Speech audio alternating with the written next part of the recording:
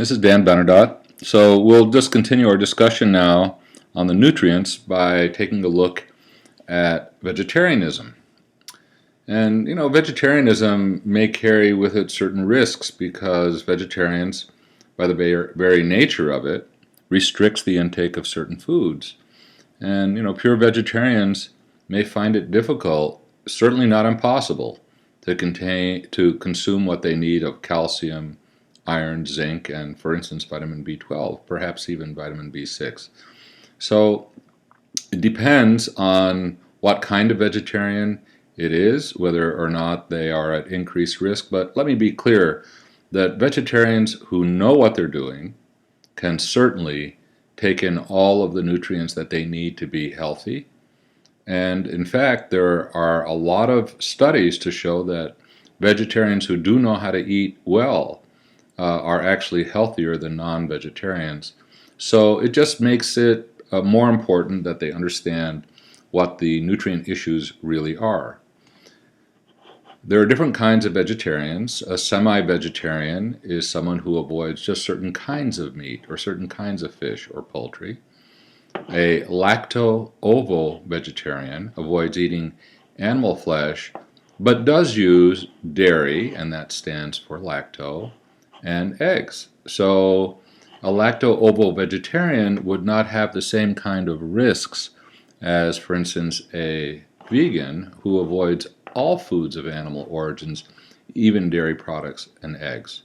A lacto-vegetarian avoids all foods of animal origin except dairy products.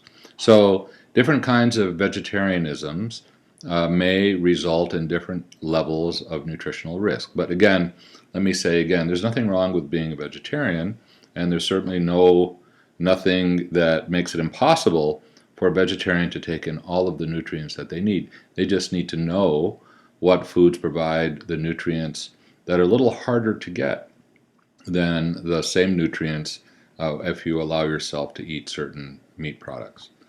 There are some negatives. I mean, we do know that it may be difficult for vegetarians to get enough protein, iron, zinc, enough total energy, and vitamin B12. So these are things that potentially could raise some health risks.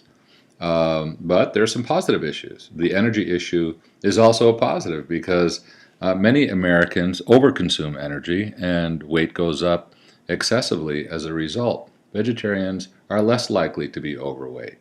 Lipids are likely to be lower, that is, blood lipids, blood cholesterol, blood triglycerides, which are values which are closely associated with cardiovascular disease. So lower serum lipids generally translates into better health. More fiber. Most Americans don't consume enough dietary fiber, but vegetarians do. So it's a good thing.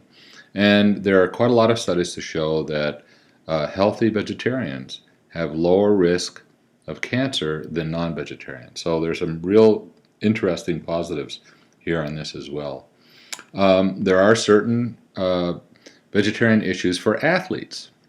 Athletes have a very high requirement for certain B vitamins, for iron, for zinc, and if you eliminate certain foods, beef, lamb, pork, veal, poultry, and fish, these are the main sources for these things. So it's a little harder for an athlete who has an exceptionally high requirement for these to get what they need. Iron and zinc are the nutrients most often cited as being deficient in vegetarian diets. Again, it's not impossible to get iron and zinc. You just have to be very thoughtful and knowledgeable about how best to get it. And iron and zinc are the nutrients most often cited as being deficient in athlete diets as well. So that combination, if you have a vegetarian athlete, you have a double risk of being low in iron and zinc. So it's interesting, but there are certainly ways to do it. So ask yourself, what foods would you ask a pure vegetarian athlete to eat to assure adequate intakes of calcium, for instance? You don't have to have dairy products to get calcium from food. Dark green leafy vegetables are loaded with calcium. You just have to know how to prepare them to make the calcium bioavailable to your gut so that you can absorb the calcium. And the same thing with iron. Many foods have iron, but the kind of iron in vegetables isn't very bioavailable unless you know how to prepare the food in such a way, and we'll discuss the preparation later on this semester to make sure that the iron is more available to the person. I'll give you a little hint on calcium. With calcium, if you add something that's acidic like vinegar to, for instance, a bone which is full of calcium, so if you're making a soup stock and you put some bone in the water and you add some vinegar to it, the vinegar leaches the calcium out, and you can use the fluid to make stock and eat it, and you get a very high calcium level. So there are certainly ways to increase the calcium intake, even if you're not eating meats. And there are certain, I mentioned bones, but you can get calcium out of dark green leafy vegetables as well by taking the oxalic acid out. So dark green leafy vegetables have a bitter acid in them. If you blanch, that is to dip the vegetables in boiling water for just a few seconds, the oxalic acid is very water soluble. It leaches the oxalate out, but it leaves the nutrients in. So now all of a sudden the calcium and the iron which are in that vegetable are bioavailable for you to absorb. If you don't do that, that oxalic acid binds those minerals and makes it impossible to absorb. Again, we'll spend a little bit more time talking about some of these things in the future.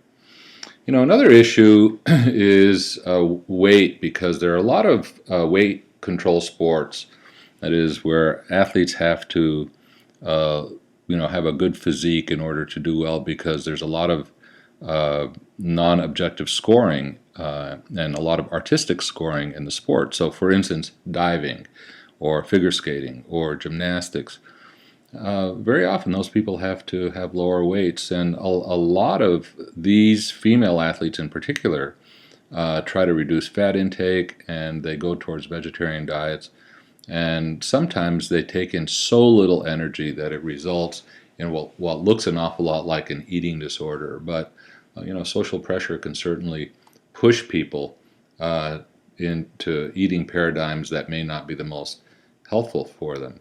Large epidemiological studies report that vegetarians are leaner and lighter than non-vegetarians, but they may also have certain difficulties in recovery from injury, which would be an issue for athletes.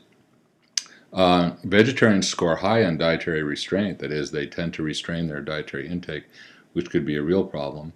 They didn't differ from non-vegetarians on the proportion who are dieting, and vegetarian complicates normal eating, whether you're dieting or not. If you go out, sometimes you don't have the same choices that you might have if you were not a vegetarian. So it could be a little bit more difficult. There are no apparent differences between iron intakes between vegetarians and omnivores, but heme iron intakes are low in vegetarian, and heme iron is the most absorbable form of iron, and in fact mean serum ferritins, which is serum ferritin is the storage form of iron, is lower in vegetarians. And when we have an athlete who has a value of 20 nanograms per liter, 20 nanograms per deciliter, that should say, then we consider them to be at risk for iron because their iron stores are so low. So the mean serum ferritin ends up being quite close to the margin call for where we would take an athlete and say, we need to figure out how to correct your iron status. And iron absorption is a big issue because vegetarians tend to eat iron which is not as absorbable.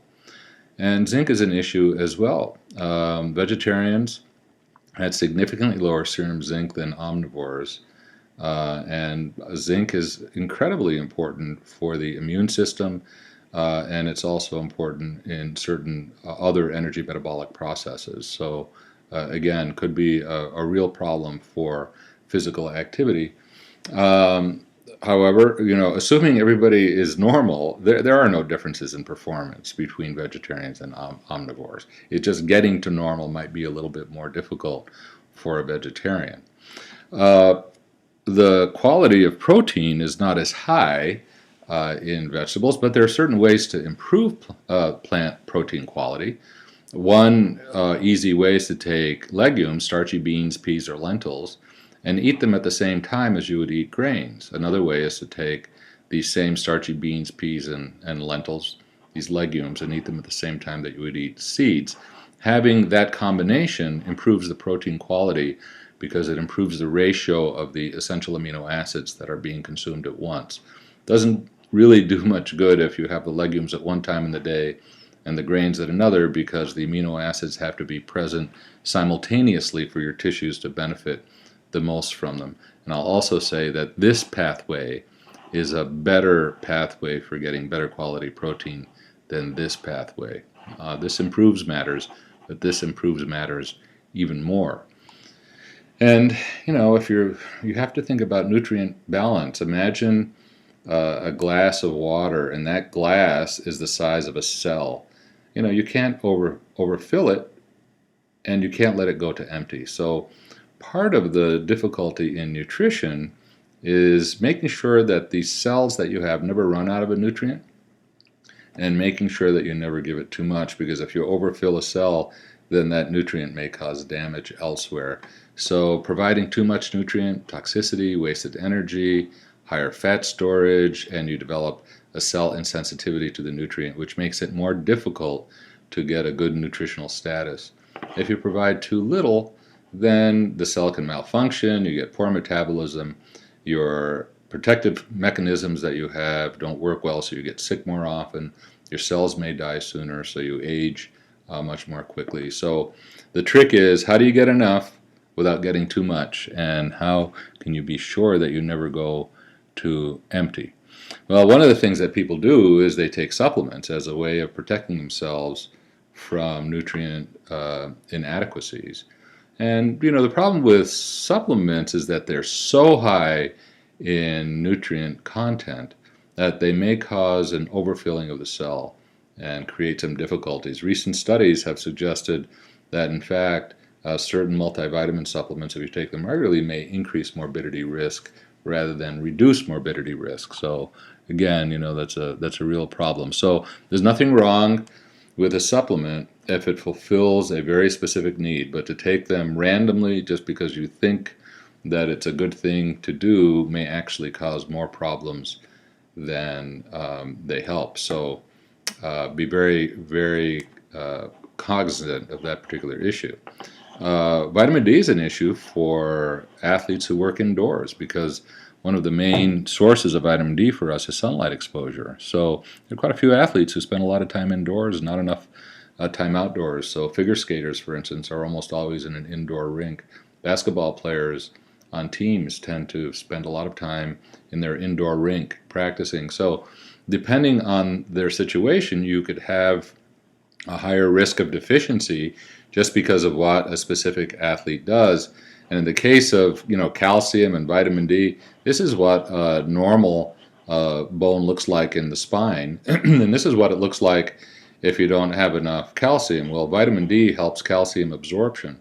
So if you have a problem with both, you can go to here pretty quickly. And you could take this bone and just crush it in your hand.